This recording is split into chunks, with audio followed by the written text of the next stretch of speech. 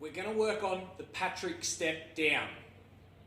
Lots of people do name it the Patrick step up, but I believe the direction you're facing and the emphasis you want to place on it to gain the most amount of it, we focus on the down movement. So I like to keep that little connotation of down, so you focus on the down. Now, the way we start with this with a beginner is obviously something to lean against that you've got to balance, and what we're going to do is we're going to have the leg that's closer to the item you're leaning on.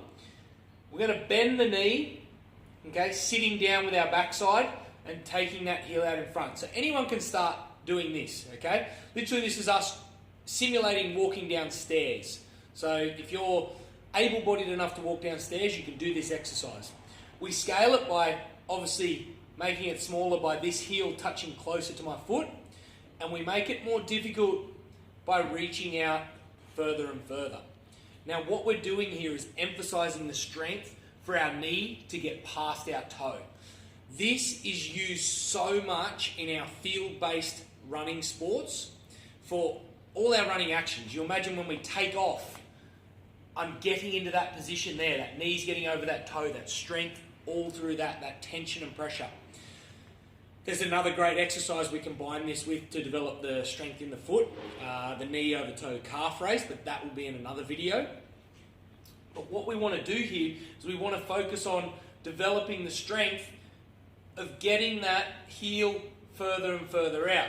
Now we're not too busy worrying about the upper body here and where it's positioned. That changes in depending on what sport you're on, but we want to step and step. Now when you're comfortable enough and strong enough to develop focusing on the slow down, touch, come back up.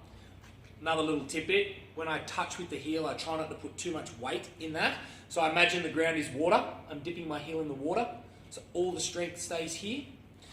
Then we look at going to a little great invention from the slant board guy. I can put the link to his website where you can get your own one of these down below.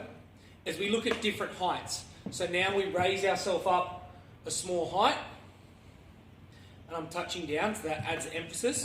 And again, I work until I get further and further out, and then we go higher. I'm going to change legs because that first leg's starting to get tired. And again, we want to slow down, touch, come back up. Slow down, soft touch, come back up. That's adding all that strength in here. What I'm going to do is I'm going to throw a couple of photos in here of examples of where you might see this position in sport just recently, obviously a lot in hockey because that's what I mainly work in, but this is the same for all field-based running sports. You get into this position and we want to develop the ability to handle the tension in that position. Now, it's not just about our landing strength or anything, it's about our takeoff. It's about the strength in that, of knowing that we can get that knee over the toe and handle that. Because studies have shown the stronger, the better we are at our knee over our toe, the decreased injury risk that we're going to get.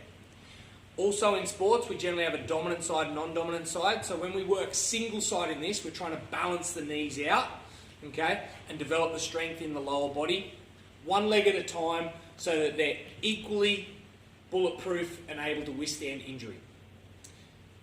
Give it a go. Shoot me any questions if you got them. But yeah, this is our Patrick step down.